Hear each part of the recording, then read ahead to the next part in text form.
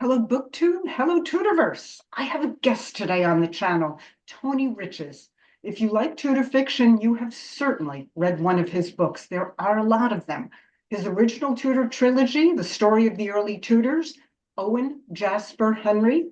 His Brandon trilogy, Charles and His Wife. So you've got Mary Tudor Princess, Brandon Tudor Knight, and Catherine Tudor Duchess. And now his Elizabethan series, which is actually two trilogies about the people serving Gloriana. Drake, Essex, and Raleigh, and then the ladies, Penelope Rich, Frances Walsingham, and now, finally, Bess Throckmorton, which was just released. Welcome, Tony. It is a Thank you for pleasure. inviting me. It's nice to It speak to you. finally, after many years, we have It been. might even be more than a decade. I was trying to work it out. It could be more than 10 years. It when did you start publishing your books? I started in Ah, 2016, so you were before me. You I was already were before there. you, 2012, I think. You go.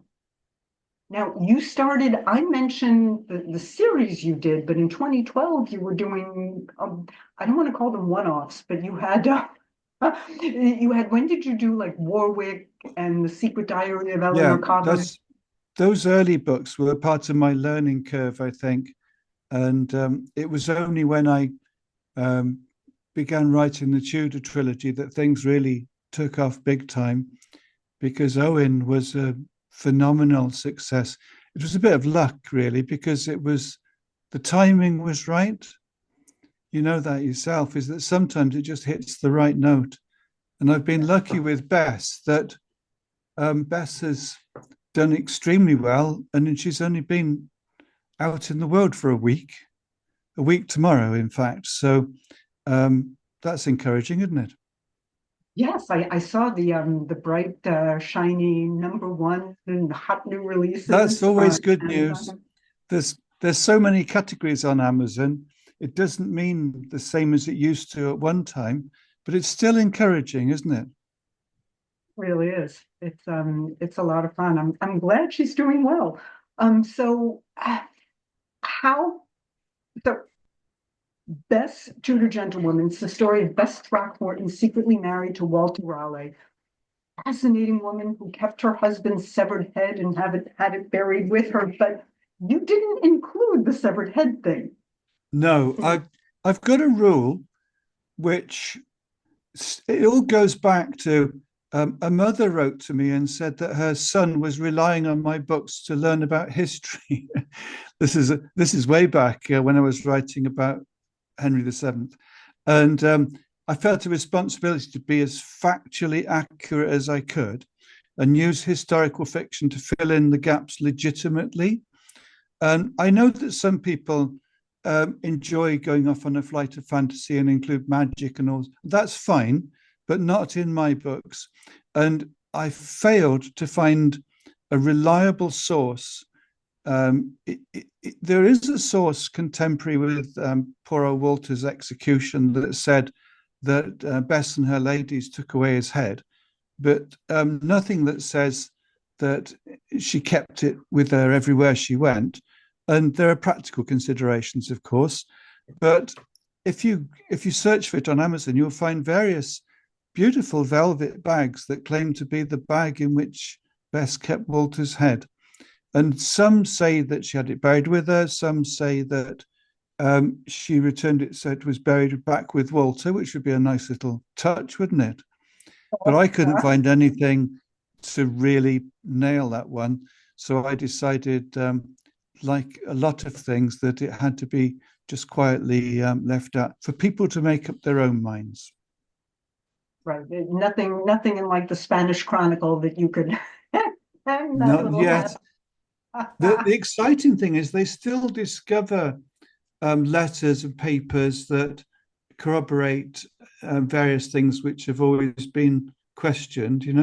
I'm still waiting for them to find out what happened to the princes in the tower. Um, and it'd be nice if it happened in our lifetimes, wouldn't it? We're getting close to the whole princess thing. I don't know. We seem to be moving forward. But so Bess got you on to, I'm supposed to talk about what comes next later in the That's talk, fine. but Yeah, that's absolutely fine. but Bess kind of bridges a couple of things because Walter Raleigh, most of like that part of his story is post Elizabeth. So Absolutely. you've been doing like the whole, you started with the early Tudors, the origin Yeah, of the dynasty. You took us through Henry and now all the way through Elizabeth. And now you're starting on the Stuarts, I understand. that's right. I've actually started on the Stuarts now.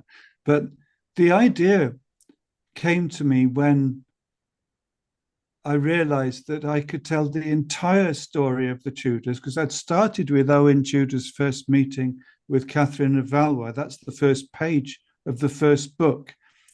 And I realized then that uh, I think it was when I was watching the television series The Tudors, and they'd merged Mary and Margaret into one person to save confusion with Mary the First. I don't know. Saved money on one actor, didn't it? But that does confuse people. It confused me. And then Charles Brandon, I knew there was a lot more to him than what we'd seen in the television series. So I enjoyed developing the idea of the Brandon trilogy. It lent itself perfectly to a trilogy because he had several wives actually, but the main two, Mary Tudor and Catherine Willoughby, were both fascinating and very influential women who hadn't been covered in great detail, certainly not in historical fiction. So I had a wonderful time doing that. And then, of course, um, at the end of that trilogy, we have Elizabeth I coming to the throne. And it seemed a great idea to explore her complex character through the eyes of three of her favorite men and three of her ladies. So she was such a complex person. I don't know if it would have been achievable in three books to cover the whole of her life. But of course, poor Bess actually saw right on from the end of the Tudors into the Stuarts and outlived almost all the other people that she knew. So that's quite fascinating. She lived at the age of 82. And so that's quite an age for an Elizabethan, I think. There were others, but that's quite respectable. Very much so. I forget, I think Lettice Nollis also lived to a Yes, very old age, but and I still find it amusing that foreign ambassadors would sometimes mistake her for the Queen, and she used to encourage that, much to Elizabeth's annoyance. You can imagine, but it's quite funny, a funny sort of story, isn't it? Given the relationship between them. now you have, I am fascinated by your ability to write these books and to get them out. Tell me about your writing schedule. I know that this is your full time, this is what you That's do. right. That makes all the difference working on it full time, because I've got a wonderful system now that I research now. So the ball starts rolling as soon as the weather is decent, which is perfect because I can still do all the things like go down the beach and go on holidays and stuff like that. But what I like to do is to visit actual locations in my books. And if I can, to have a bit of a special visit. So, for example, um, when we visited Sherborne Castle, um, the owner of it, Maria, was actually kind enough to give us a personal guided tour. And we were able to go up into Walter Raleigh's study. And she said, the public aren't normally allowed in here. And I thought it was because we were very privileged. And she said, no, it's because the stairs are very dangerous. But what I was able to do, which you will appreciate, is to stand at the window and put my hand where Walter would have rested his hand and look out over the deer park and have a absolute sense of connection with the people I'm writing about, because the views had hardly changed, And it was the same with Henry VII.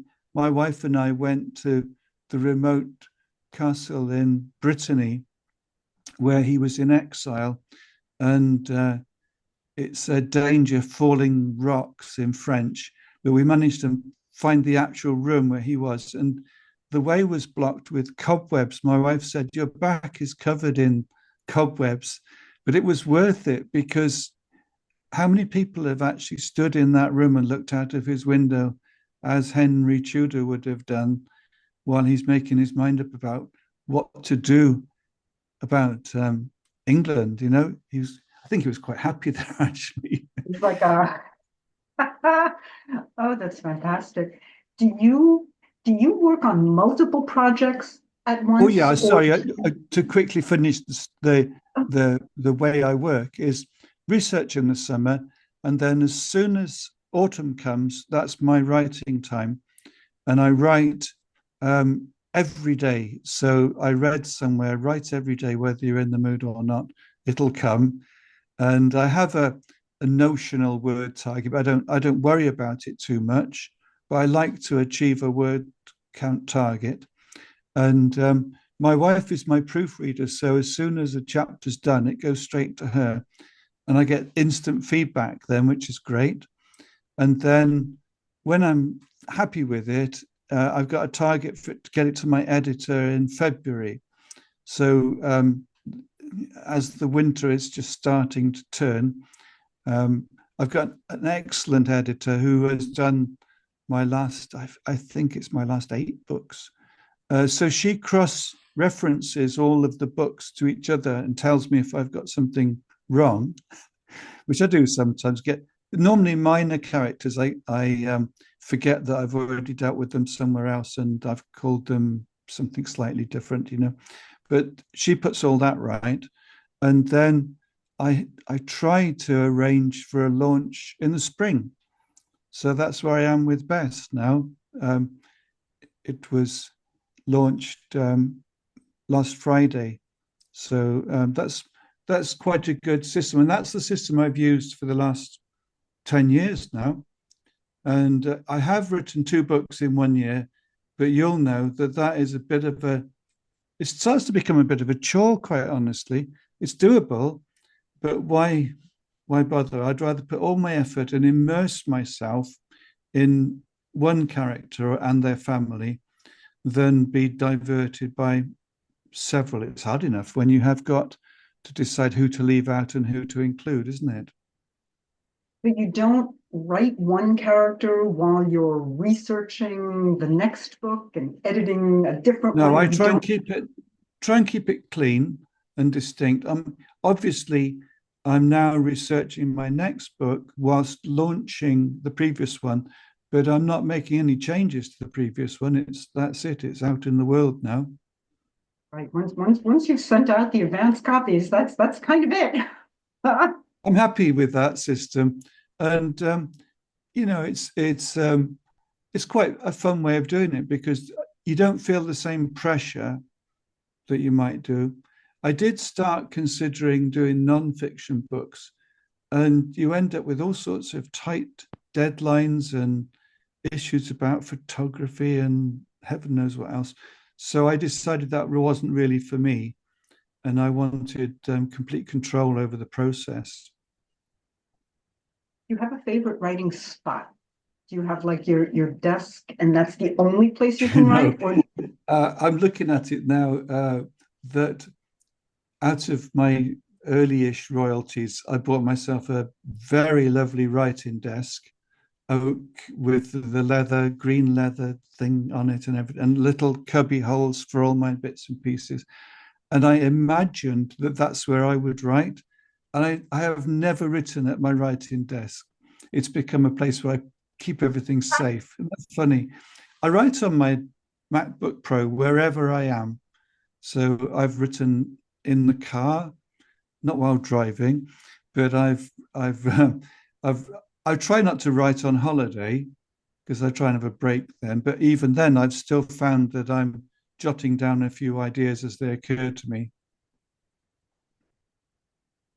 so you do the MacBook Pro How about, I'm so sorry. It's all right. MacBook Pro or pen? Do you have to every once in a while? Mostly, it's an interesting thing. I was talking to somebody the other day, and I said one of the amazing things about writing these days is you literally are creating something out of nothing. Because I'm not even using ink, you know. The creative process is typing it straight into the laptop. And these days, I rarely print it out unless I got a good reason to do so. They do say it's a good idea to print it out, but when you're talking about 400 pages or something like that, it's a lot of paper, isn't it? It's a whole ream of A4.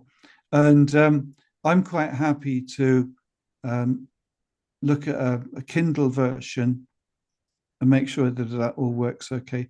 I've also got, I don't know if you know about Vellum, I've got a wonderful tool called Vellum, which allows you to see the finished printed book all properly formatted and laid out with just a few mouse clicks.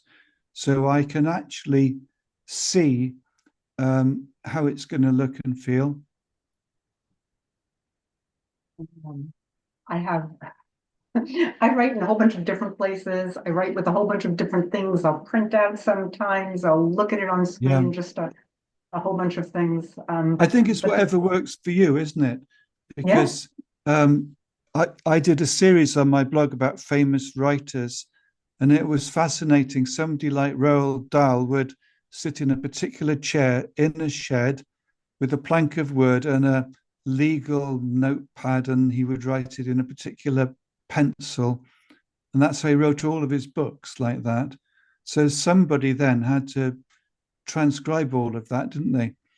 And I've visited various writers' houses, and they all have very different styles. But I think if they had the technology that's available to us now, they might be tempted to make better use of it.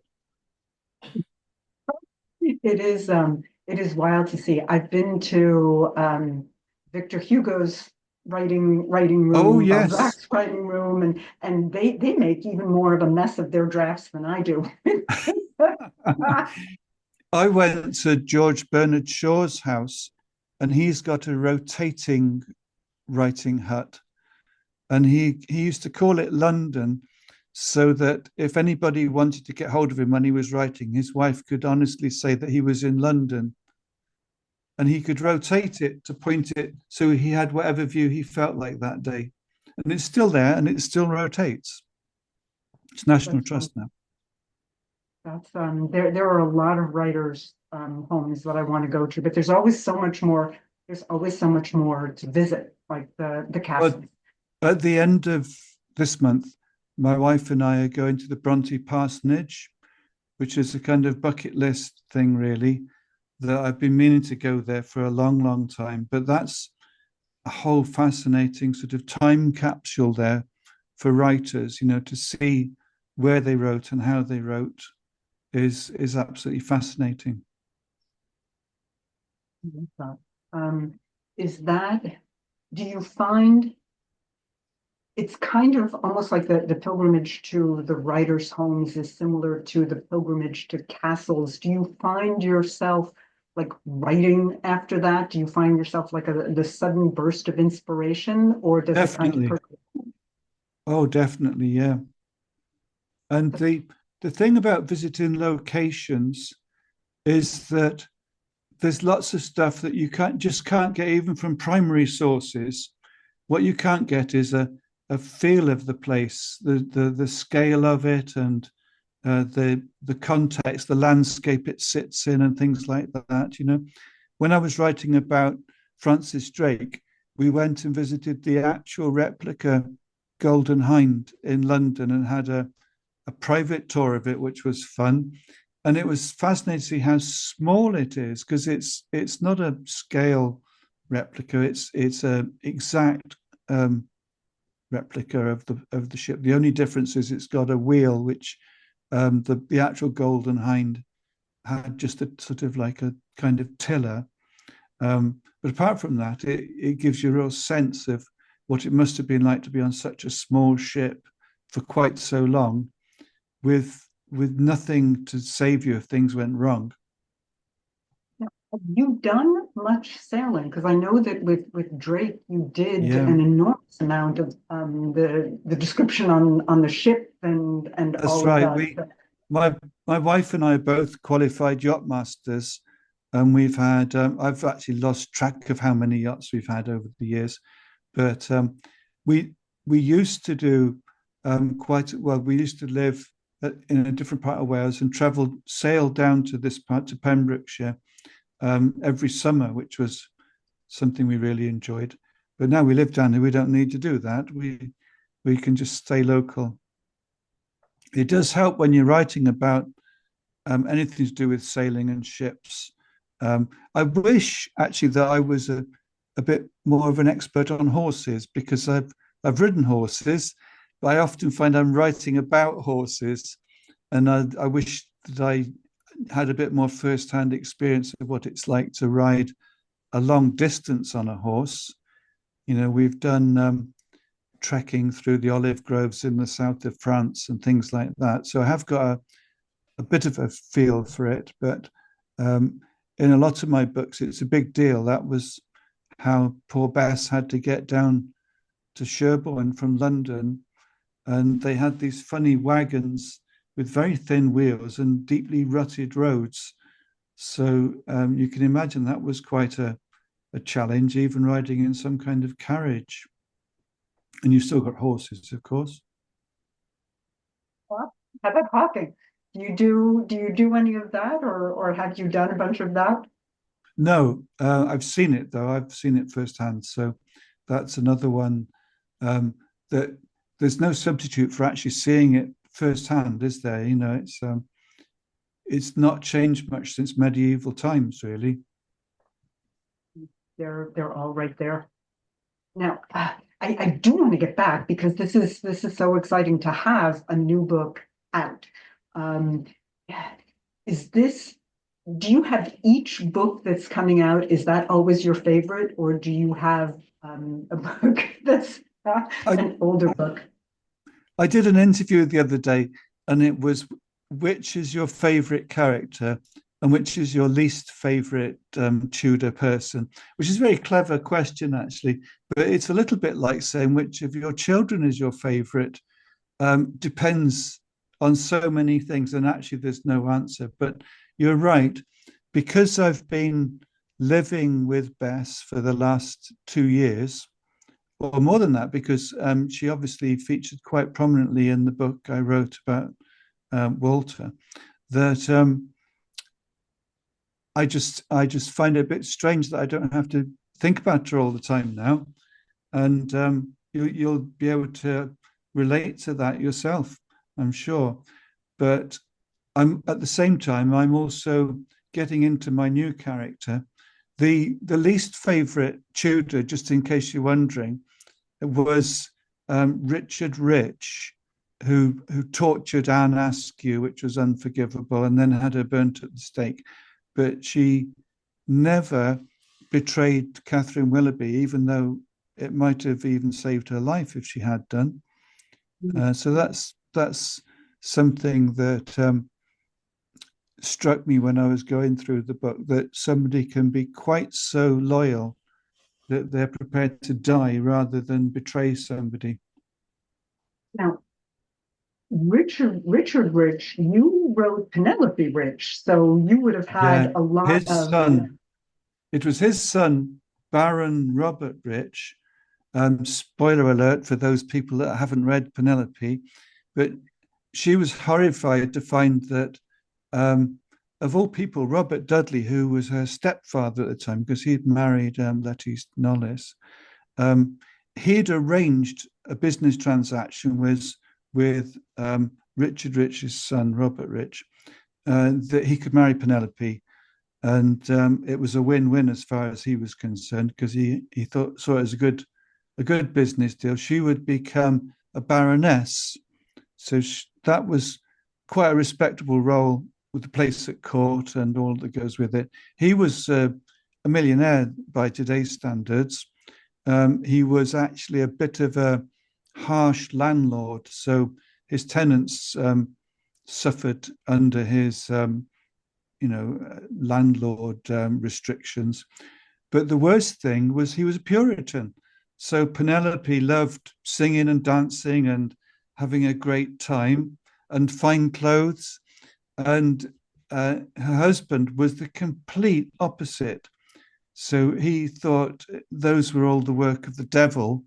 And in fact, the best place for his wife was to be shut away producing an heir for him. So you can imagine, had a bit of fun with that whole scenario, because Penelope was not somebody that was just going to take that and accept her lot. And that was the end of the story. She started doing outrageous things like having lovers and having parties behind his back. So you can imagine. I think she Every was a red woman ahead of her time. We love when they do that. That I must have just, been. by the way, I'd never heard of her. I must be perfectly honest. I'd never heard.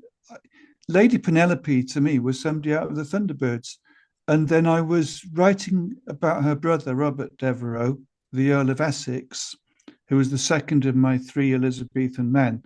And I realized that his elder sister was hugely influential. And in fact, he blamed her for his rebellion. When he was under duress, he said, "It's all my sister's fault. She encouraged me. She put me up to this," which is equally outrageous, isn't it? But I was intrigued as to who is this woman? What's her story? And when I started looking into it, of course, I think it would make a great Netflix series, because it's well documented. So when I started writing the Tudor trilogy, not very much of that is well documented with primary sources. But Penelope's story is extremely well documented. And with Robert Devereux, I had 2-volume set of all of his letters and papers with notes. So that's a gold mine, isn't it, as a resource? That is a wonderful thing. Your Essex book is the one issue that I have with you. But because I'm coming at the whole situation from Elizabeth's point of view, and Oh, he's yes, that's much more interesting. sympathetic on your side than he is on mine. do you know that I don't know whether I would blame you, but I avoided writing it from Elizabeth's point of view, specifically because it's been done so well by others. You see, that was where I was coming from. So I thought, let's try. I didn't particularly like Robert Devereux. I decided in the end that what he was lacking in is what we would these days call emotional intelligence, in that he was hopeless at reading people or understanding where they were coming from. He couldn't empathize with anybody really, including his wife or his sister. So it was quite fun to keep Elizabeth at arm's length. And the idea that they were lovers is quite an interesting thing. I like to think of him. This is where historical fiction can have a role, isn't it? Because there's nothing to prove either way unless you were there. So I like to think of the Earl of Essex as the son she never had. And the way that they used to speak to each other, if you look at that from that point of view, you can see it's like a mother with a slightly unruly, slightly out of control teenager. They used to play cards till midnight, but everybody else used to let her win. And he used to bet everything he had, his sword, his horse, his house.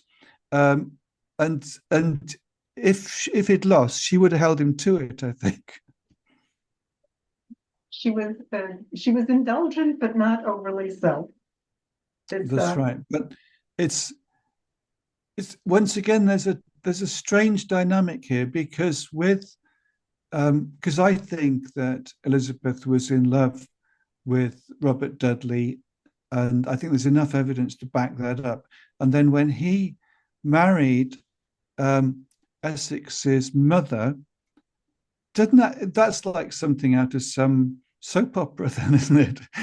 That you think, what's happened? How could that possibly happen? But that is what happened. And they had a son, so he either had to marry her or she had to have an illegitimate child. Um, and of course, the poor little child died at a very young age, and changing history again.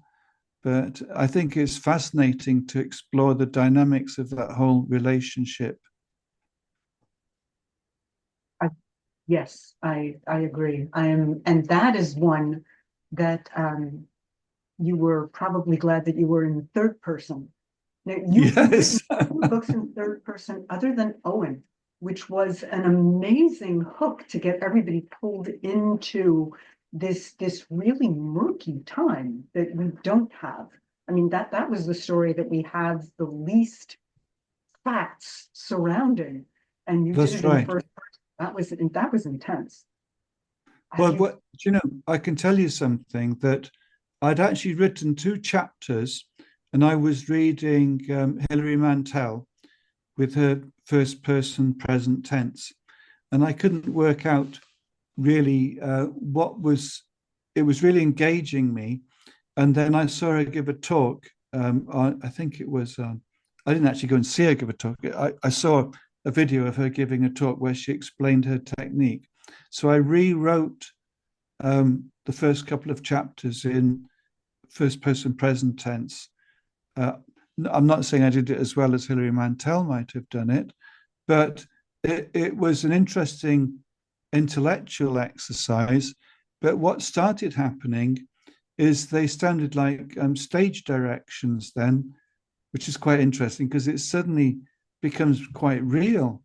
Instead of being something that has happened, it's something that is happening now, you know? And that was quite interesting to do. That I am. Yeah, I can't personally do first person. It doesn't sound right to me. It It's always hard, kind of, hard work, yeah. but I love your third person writing. I am trying to, we are starting to run out of time. This was such a pleasure. I want, okay, we should be talking more about Yes. this new book and about we have talked about what's coming next, the Stuarts. How far, how far along are you going to go? So you're going to be doing the Stuarts. Are you just going to keep going or are you going to No, circle back? no, I've actually got the next six books planned, Okay. and the next three are a Stuart trilogy. So I've had quite a lot of fun choosing which of the Stuarts are going to feature in my trilogy, and I've got lots to choose from. And I've already found a narrator for the audiobook, which is a bit premature, isn't it? I was doing auditions for the audiobook for Bess, and one of the narrators is a Scottish actress who um, is specializes in doing accents. So I think that nobody can do a Welsh or a Scottish accent quite as well as a native speaker that has spent all of their life growing up in the area. But also, what she's able to add is all the little nuances that go with being Scottish or being Welsh. You see what I mean? So that's where I'm heading with it. I'm trying to go for a particularly authentic feel in the next book and covering the life of Anna of Denmark in a way that has never been done before. So much has been written about King James, and including quite recently, there seems to be a whole flurry of books coming out about, which is great because when I was at school, we covered King James. We skipped quickly on to the execution of Charles the First, and then it was the Civil War, and then the Restoration, and I don't remember anything about the people like Anna of Denmark at all. Perhaps I wasn't paying attention, but out of fairness to my history teachers, I think we just skated over it, you know? It is wonderful. So I'm looking forward to all of that. It has been a pleasure reading your books over the years. It's been a pleasure because we've kind of been on a very similar parallel, We have. first with the Henry side and then with the but, Elizabeth side. but there's plenty of room for us all, isn't there?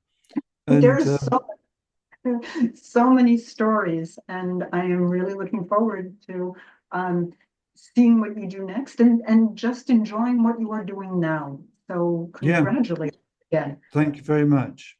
on the book. And thank you for inviting me today. Oh, it has been a pleasure. Thank you for coming. I'm going to